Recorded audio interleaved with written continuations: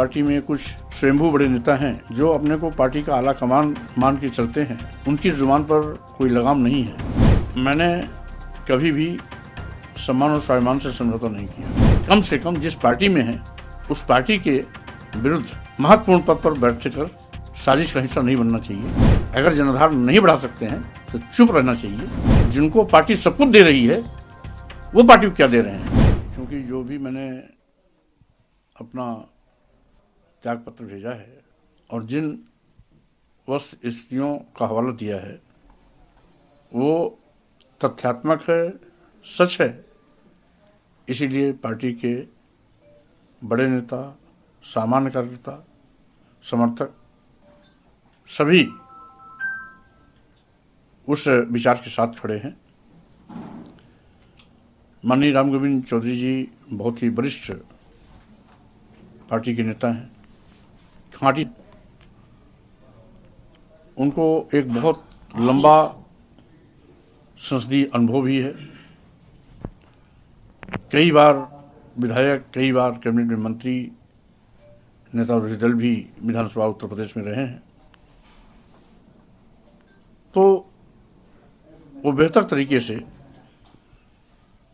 मेरी पीड़ा को समझते हैं और इसीलिए उन्होंने माननीय राष्ट्रीय अध्यक्ष जी को पत्र भेज करके पार्टी हित में जो उचित राय था दिया है।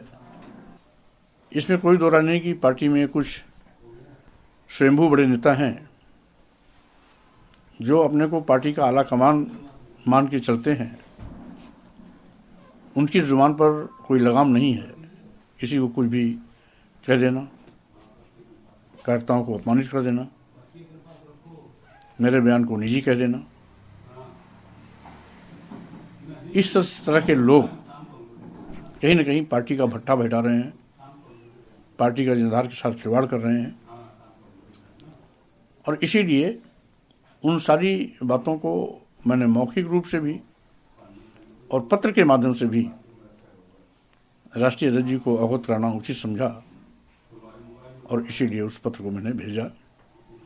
जैसे कि समय रहते राष्ट्रीय अध्यक्ष जी को भी सारी पार्टी में चल रही गतिविधियों की जानकारी हो जाए। मैंने कभी भी सम्मान और स्वाभिमान से समझौता नहीं किया। मैं जब पूरे देश के दलितों, आदिवासियों, पिछड़ों, गरीबों, मजलूमों, अल्पसंख्यक समाज के लोगों के सम्मान के लिए किसी भी पहाड़ से टकरा जाता हूं तो स्वाभाविक रूप से यदि कुछ लोग पार्टी में रह के पार्टी के साथ विश्वासघात कर रहे हैं, किसी और पार्टी के दलाल बनकर के समाजवादी पार्टी को कमजोर कर रहे हैं, तो उनको भी हम चुनौती दे सकते हैं।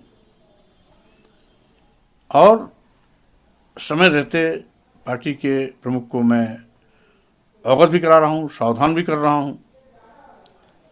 और जो लोग अनाप शनाप बयानबाजी के माध्यम से पार्टी को कमजोर करने की लगातार साजिश में लगे हैं, उनसे सावधान रहने के लिए भी इंगित कर रहा हूं।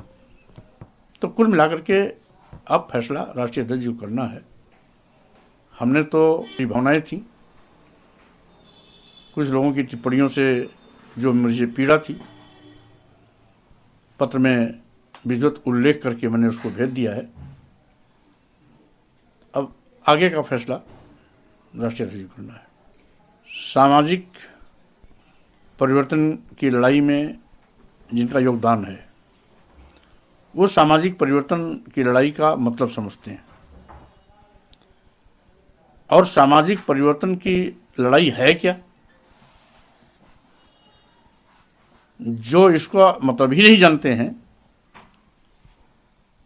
वो मेरी किसी भी बात को निजी बयान कह करके हवा में उछालने की कोशिश करते हैं। ऐसे शेख चिल्ली बखाने वाले लोगों को मेरी हिदायत है कि कम से कम जिस पार्टी में है उस पार्टी के विरुद्ध महत्वपूर्ण पद पर बैठकर साजिश का हिस्सा नहीं बनना चाहिए। आपको पार्टी का जनाधार बढ़ाने के लिए काम करना चाहिए। अगर जनाधार नहीं बढ़ा सकते हैं तो चुप रहना चाहिए। अनाप शनाप बयानबाजी करके पार्टी की वो लोग जो लगातार पार्टी को आगे बढ़ाने में लगे हुए हैं, उनको हतोत्साहित नहीं करना चाहिए। उनका हौसला तोड़ने के लिए ऊंची बातें नहीं करनी चाहिए, ऊंची हरकतों से बचना चाहिए। कुछ ऐसे लोग हैं जो पार्टी में एक वोट तो अपना नहीं जोड़ सकते हैं,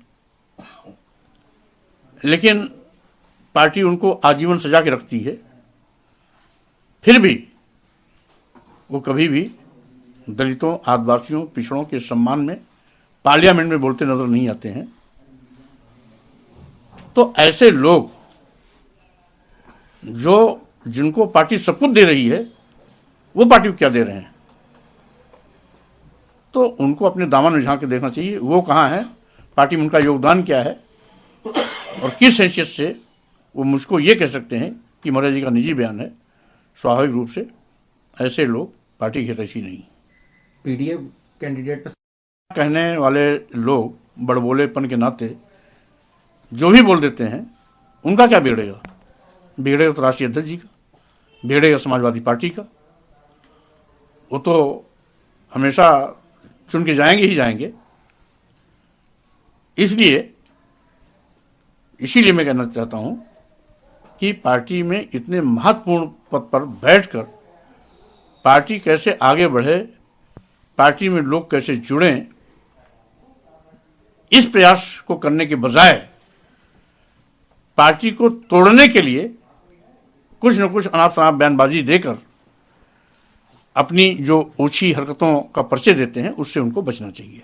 क्योंकि पल्लवी जी बहुत जिम्मेदार और समझदार विधायक हैं, नेता हैं, इसलिए अभी वो राष्ट्रीय अध्यक्ष जी से स्वाभाविक रूप से कोई न कोई वार्ता होगी। हाँ, इतना जरूर है कि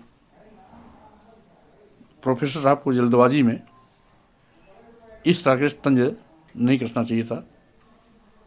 इसको राष्ट्रीय अध्यक्ष जी पर ऊपर छोड़ देना चाहिए था। राष्ट्रीय अध्यक्ष जी अपने तौर तरीके से उस बात को हैंडल करते। नहीं, जो अभी राज्यसभा सांसद जो नाम भेजे गए, उनसे आपको क्या लगता है कि पीडीए जो समाजवादी पार्टी नहीं, देखिए, उस पर तो मैंने कल भी कह दिया, क्योंकि सीमित पद होते। ये सही है कि पीडीए के मानक की कसौटी पर केवल एक प्रत्याशी है, लेकिन जो दो अन्य प्रत्याशी हैं पीडीए के मानक पर न होने के बावजूद भी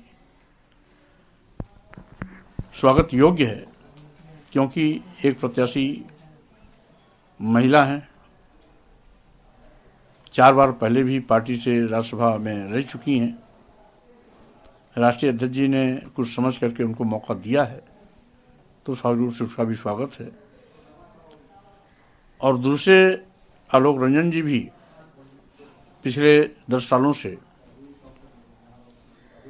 राष्ट्रीय अध्यक्ष जी के सलाहकार की भूमिका में लगातार उनके साथ काम कर रहे हैं।